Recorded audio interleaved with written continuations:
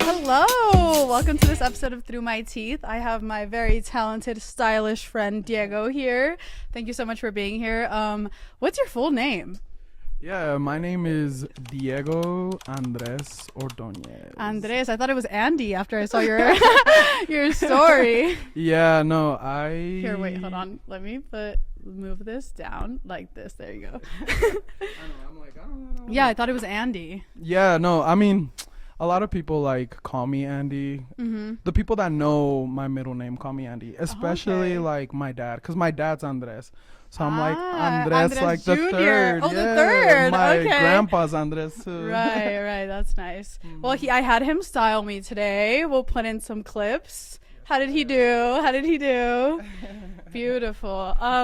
So a question that I have for you is, what is like the first thing that you gravitate towards when you're putting an outfit together? Yeah, so for me, it has always been like the pants. Pants. You start at pants. Yeah, I have like a crazy collection of like pants in my closet. Cause usually for me, like boots and like accessories are the same. I always wear the same rings. I always wear the same boots. Right. And I have like a few selection of like those things. So for me, it's like the pants. I have like a wide range and variety of pants. Mm-hmm. And then from there, I'll like play with like the top or the jacket and then add to it. So it's always pants for me. Always pants. Do you ever get like hyper fixated on like one piece of clothing that you're like, I have to use, or like I'm using that over and over again? Yeah. Like one of your favorite pieces that you're like, I'm gonna put this in every outfit that I'm wearing for right now. Boots. Anybody that knows me, it's Yeah. always boots. Like I love a boot. me too. Yeah. I always tell people and like friends that like boots is like me. Whether it's like a cowboy boot, whether it's like a military boot, like, you know, even a Doc Marten or a high-end boot, it's always boots. But specifically these white pair of boots that I have, if you actually go to my Instagram, you can always see them. But yeah, it's always boots, and it's specifically white boots. What about when you're styling like other people? Maybe that people aren't like your size or. That's where it's like fun for me, because stuff that I don't see myself wearing or like stuff that I wish I would wear or like experiment with, I do it on other people. So it's like I picture that on them. I always picture like people to me, and just like their bodies and who they are is like a canvas to me. So I paint them through clothes. So I'm like, okay, I love that. Yeah, I'm like, if this doesn't fit me, or like, you know, I'm not ready to experiment in this like style or like this range of clothes, let me do it on this model, see how it looks, and then interpret it into me and my style later on. Okay. Yeah, does it like do you feel like depending on someone's, because I feel like clothes, as I've learned throughout the years, that like I think as my weight kind of fluctuates throughout my life, that's made me really focus on how clothes fits me on my body. Do you find that like when you're like dressing other people that you like kind of dress them to their body, and like is it like different, you know, you kind of already touched on that, like different than what your body would be like? For sure. I try to also kind of like make sure that like model or that person is comfortable in what they're wearing. Yeah, because I know like fashion is very like eye candy, so it's like you always want to make sure you look good, right? So if the model doesn't feel comfortable wearing like a tighter fitting shirt or like, you know, this color, Right, or you want to accommodate I want to to that. accommodate to it, because, you know, like us as like people and humans, we always pick our flaws, kind of like what I was telling you. Yeah, what we were talking about. Yeah. So like if I can like enhance it and make you be like, whoa, this actually does look good, like Right, whatever flaw I was like hyper fixating on actually looks good. Right, Right. That's how I So, feel yeah. about like my face a lot of the time. Like what's her name, the Gabriette girl Do you know who that is? Like the girl that like used to do food on TikTok and like now is like a runway model. Maybe. She has like really thin eyebrows, whatever. Well, she has like I think I know. She has this such interesting face to me where she has like these eye bags on her face, and I think that's like been a really big insecurity for me, is like my face and like my eye bags and all this stuff, but the way that she styles them is like it's good. It's so it makes so much sense good. And so like I think dressing to that, or like embracing those flaws that you see in yourself, always like makes the outfit, or makes you look so distinct compared to other people. Definitely. Yeah, I agree with that. Where's my phone? Oh, okay. Sorry. I'm like, I was looking crazy looking for it. Yeah, I also agree with that. What do you think is the most challenging part about putting an outfit together? Ooh. I would have to say, like, I'm so big on how clothes like drapes on you. Okay. And like I was telling you, like I did sports my whole life, so like even my legs, like I'm very muscular, right? So on my leg side, so it's like for pants, for me, I'm like so picky on like how that fits. How they fit. Yeah, so fitting, like how fitment fits. And sometimes like for other models, it's like trying to kind of understand how they want something to fit as well, and still doing it in like my way, if that makes sense. So there's like models who like might not like the bagginess, but I love the bagginess, you know. Or there's models who like they don't like layering, and I love the layering. So for me, it's like the fitting of like how that fits on somebody. You think that's the most challenging part of it? Yeah, especially on other people. Like me, I'm like, okay, I know what I like. Like I know what fit. I know. Sorry, I know. No, I'm like trying to like. No, you're good. But yeah, like for me, it's like, yeah, it's really like the right, because you want your model to feel as comfortable as possible in the clothes that you're putting them in, right? Exactly. So, yeah. Yeah. No, I like that. So I hear that I could tell that you are a photographer, that you take a lot of photography. I actually didn't really know this about you too much, because in my mind you were kind of just like a stylist. Like for a while I wanted to style other people, and then I saw how you did it, and I was like, oh wait, he's actually doing it like the right way. Like he's always dressed up. And I think it's funny, like how I know Diego is like, I literally would see you around town all the time, and I'd be like, who is this boy? Like I'm seeing him everywhere. And then it wasn't until I saw him at a pop-up that I was like, we need to talk. Like we know the same kind of people. Like I need to talk to you. Yeah. And then I learned that you were really into photography. So how did you like really get into photography? When was like your first thing where you were like, oh, this is something that I want to be doing? I think for me, it was like at the same time I kind of got into fashion as well, but it was actually young, like when I was really young. So when I was younger, like I was always so like infatuated and like gravitated towards like photo albums. So like actually, if you like if you like talk to my mom, she like has like books and like stacks of like photo albums, and it's like from when we're kids, or like aunties or uncles, or like parties that we had growing up. So I would always go back and be like, whoa, like who is this person, mom? Or like, why is this person in this picture, or whatever, you know? Or like, what was this event? And from there, like as I got older, I was like, okay, I want to capture my friends in the same way. So if you look at a lot of my photos, it's like very candid photos, like very in the moment. Like if I was in this room taking a picture, it's like, you know, I know she's off camera, but it's like they're sitting there working. So I would take a picture of that, because it's like as simple as that moment is. Later on, like it tells a story, right. And it's like, okay, this is what was happening at this moment. So it was that, and then it was also like what my eye gravitates towards and like what I find interesting. So yeah, how do you decide what to shoot when you go out in public, or you're like outside? Because I'm guessing you take your camera like everywhere. Yeah, I do. I always have it in my pocket. Yeah. So how do you decide that like something is photo worthy in your eyes? Yeah, I mean, that's where I kind of tie in like the fashion a little bit. Okay. So if I see somebody wearing like a really cool outfit, I'll be like, okay, like let me take a picture of you. But for me too, it's like the body language and the emotions that people are having. Okay. So like, let's say you're with a group of people, right?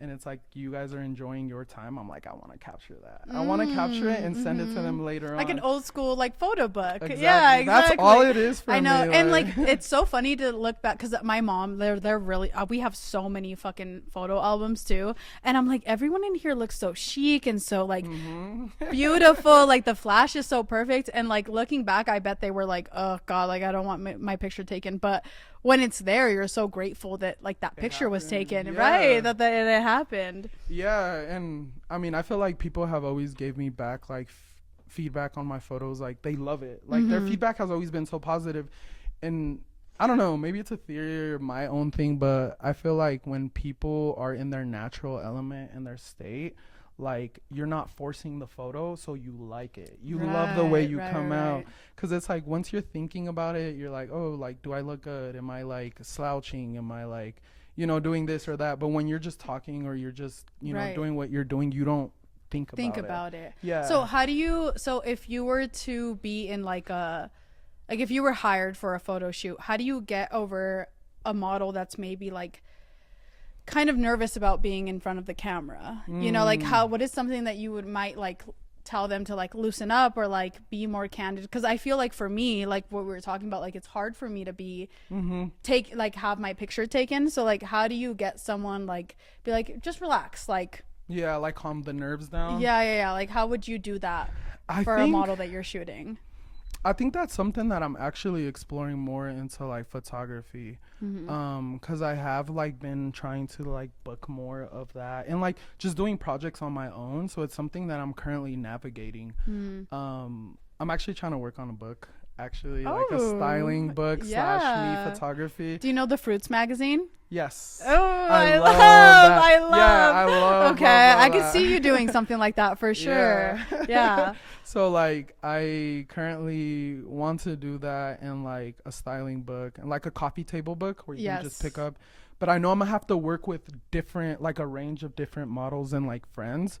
So that's a challenge that I'm actually thinking about currently right now. It's like, how am I gonna get people comfortable to do that? Yeah. And I mean, I only shoot film photography, so it's like harder because you can't see the photo. Right. So we can't do a retake. Right. So I don't know the answer to that question right now, but maybe later on I will once I come to that like challenge for sure. Yeah. And how did you even because I feel like old film and stuff like that, like whenever I see cameras at the thrift store and stuff, I'm like, I don't even know where to begin to even try to make that work. So how was that, like what was your journey like for when you first started that whole thing? The whole thing. I mean, really, like, I would like fuck up. Wait, can I cuss on here? Yeah, you can. I would like fuck up really bad, like not loading the film right. Right. How did you? Right. Yeah. It's all trial and error. It's so trial and error. But once you get like the hands and like once you start doing it and getting into that rhythm, like you catch on right away. Okay. Like not recently, but like last year I did that shoot with Yak and Tanya, which was not on a like point and shoot. That was on an actual camera. Oh, okay. That I like borrowed from a friend. Shout out to her. But it's different from a point and shoot because you just load the film up and you take a picture, but on that you have to manually adjust the settings and everything. In the past, like a lot of my photos would come out dark, and I actually still have like those photos, so I started messing around with it. It's really just trial and error. And how do you get over that loss? It's like hard. Where you're like, it's so hard. Bro, that whole day I shot and it didn't come through. I hate it. I really do hate it. Like, right. Especially knowing, like, in the moment, I'm like, yo, this photo's gonna come out so hard. Right, like, I'm gonna fuck with this. They're gonna like it. And then I get the photos back and I'm like, yo, what the fuck? Like, I just missed out on a good photo. Right. Yeah. You can't get too attached to it. You just have to keep going and knowing that the next shot will be We better. have a question from the audience. Wait, hold on. Yes. Come a little closer, please, ma'am. What is the biggest mistake that you've learned the biggest lesson from? What have you learned the most from? out of a mistake where you fucked up bad, but you were like, wait, actually, I know exactly how to correct that and how to never do that again?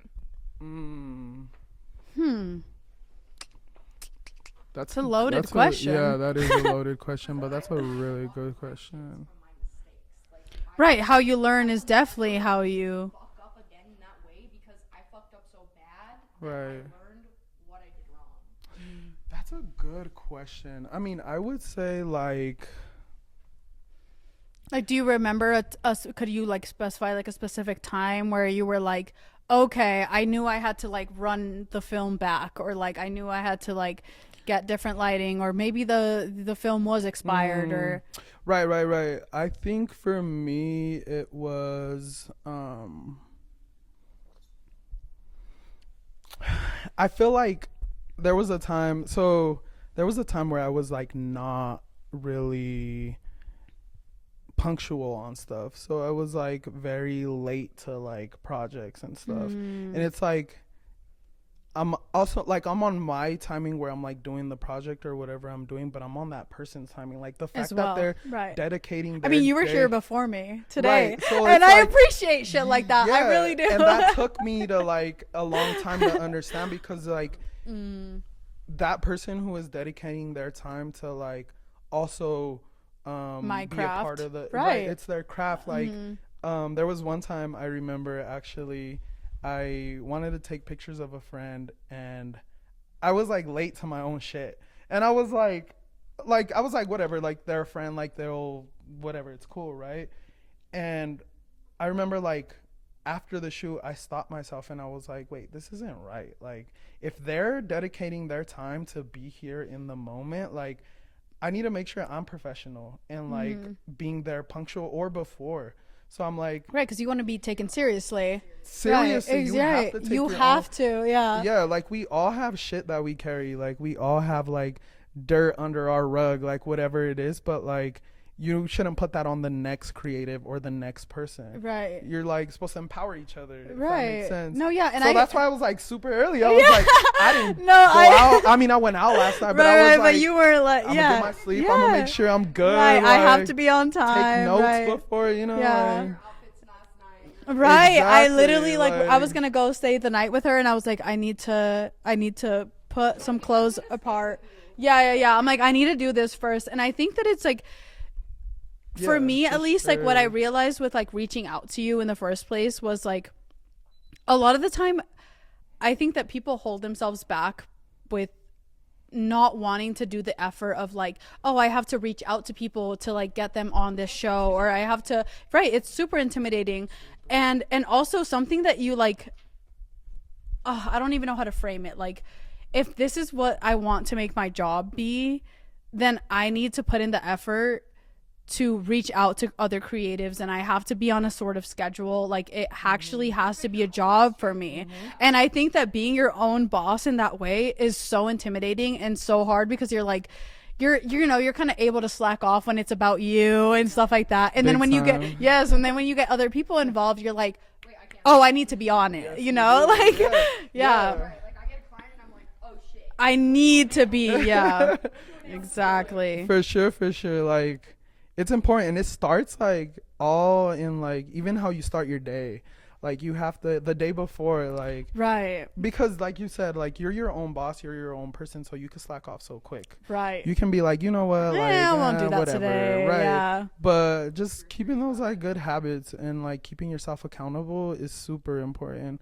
And you know, I've learned that a lot through like other friends and like creative friends, and like I take that from them and put it into my own craft. I'm like, okay, like this person does this, like let me like take from that and do it in my own way. Like a lot of my friends, especially photographer friends, I've noticed they have like their Google Docs, like their stuff that they keep all their stuff in. For me, I'm like, let's just do the art. Let's take photos. But you know what? I kind of like that, because I think that a lot of the time when you over prepare for something, it like doesn't work out. Like sometimes it needs to just be like sporadic. And it just, I at least like what I kind of talk about in my first episode is just how long I spent curating like my room and what I wanted it to look like, and I spent so much time preparing for it instead of actually doing it. Instead of actually recording and doing the work, I'm just like stalling by preparing for it, you know? Right. So I like the idea of like, let's just fucking do it. Yeah. Just do it. Like, you know? Send it. Yeah, just do it. And then whatever it comes from it, you'll learn from that. Yeah, and I think this is definitely what this is like too. Yeah, like, for sure. You like, know? This is my first time ever being in front of a camera, like speaking. So yeah. I was like, let's just do it. Yeah. I mean, maybe I'll come out awkward. I don't know. It doesn't matter. It doesn't matter. But it's like, just do it. Just throw yourself in there. And that's where that beauty comes from, is like, you don't know how you're going to come out. You don't know what's going to come out. But that's like what is beautiful. You learn from it. You gain confidence from it. Sure. Like, I agree. Yeah. No, I definitely agree with that. So just do it. Just do it. Just do it. Just do it. Nothing's gonna come out wrong. Just right. Do it. You're not gonna light on fire. No. You're just gonna do it. You're just gonna do it. For sure. Let's see. Do you style yourself better in the winter or the summer? What is your favorite season for clothes? I always ask people who are like into clothes or just like fashion in general this question. So funny that it's like being brought onto you. Right. I think I really, really love winter, like winter, fall, where it's like a little bit colder, just because I love layering. Right. Like you can do it in the summer too, but like layering, like I love putting on a jacket, like putting on stuff under the jacket, like pants, like even layering like the bottom half of your body. So I love winter for sure. Okay. But I'm not opposed to summer. Like I love well then how do you like style in the summertime? In the summertime, like, I still do layering. Okay. Yeah, okay. I still do layering. Like I was telling you, like that layering came from like just at one point being insecure of my own body. So in the summer, like maybe I'll do like a button up and then like throw or put it like under a shirt, a t-shirt, so it's like the collar peaks. Or like maybe I'll do like shorts and then like longer socks, or you could put like leg warmers over your boots, like so it's like still layering, but it's like very minimal, very subtle. Yeah. So I like summer still. A lot of accessories, hats, bags. Like you could wear a simple outfit and do more accessories in the summer. Yeah, I think in the summer you're right. You can do more accessories because you kind of want like, you know, a cool outfit, and then you're for like, let me just spice it up. Yeah, for sure. Yeah, and it's like your jewelry can do more of like the in the summer. More of the statement pieces, the jewelry. Pieces, yeah. Diego and I know each other from school, kind of. We went to the same middle school, which was fun when we officially met each other. If you want to kind of tell that story again. He was telling off camera how I was so stylish. But I want to hear those words from you. Yeah, funny enough, me and Jax found out that we went to the same middle school. Yeah. Which is crazy because I went to that middle school for like a year and a half, and then I ended up moving. But when I first met Jax, it was actually at Puppet Theater. Shout out Puppet Theater. Yes. It was like a pop-up, right? Yeah. It was a pop-up. And I came up to you and I was like, we know the same people. We know the same. We need to chat. Denver things. Everyone knows everyone. Right. Literally. So yeah, you approached me. You were like, "Yo, you know these people?" I was like, "Yeah, I know these people." Because again, I would see you everywhere. Which is so crazy because I was like, "Who is this boy?" Like I keep running into him randomly, but I don't know him. And he's funny. Latino as fuck. Like, we need to chat. Yeah. No, that's so funny too because now that I remember, I feel like I saw you a few times too in the same spaces. But like sometimes I'm so shy to just approach people. That's fair. That's fair. And we were at that space, and then we started talking. I was a little drunk for sure. I think I was a little tipsy too. So you have to be. We were on the same vibe. Right. Yeah, and I was like, I need to come up to him. Yeah, I need to talk to him. So funny. But the fit was fly. Yeah. I remember the fit was fly, and I was like, okay, this is like another person who like cares about fashion. And so I was like, very dope, very, very dope. But yeah, I remember that. I feel like I meet a lot of people that way too. Yeah. Through like just same environments, mutual friends. So super cool. Super What would you say to somebody that like maybe wants to get into fashion? Like, how do they start? Where do you start? I think like obviously like not to be corny, but it really starts within yourself. Like, what are you confident in, like yourself? What makes you feel good? What makes you feel good? Like, you know, there was times where like for me, I wasn't confident in who I was. So I would try to like express and show the world like, yo, this is who I am. Like, this is the way that I'm feeling. So like my outfits would portray my mood. So maybe if you're, you know, wanting to kind of express yourself in a way that's not verbal, you can do that through clothes. That's the way I started, but obviously it starts with confidence. You gotta love yourself first. Was that hard? Sorry to cut you off. No, was that hard with like your family? Was that like viewed as a kind of like, yeah, why the fuck are you wearing that? Like, you look mad crazy right now. Like, man, I'm first generation, so, right? You know, me I'm too. okay. Yeah.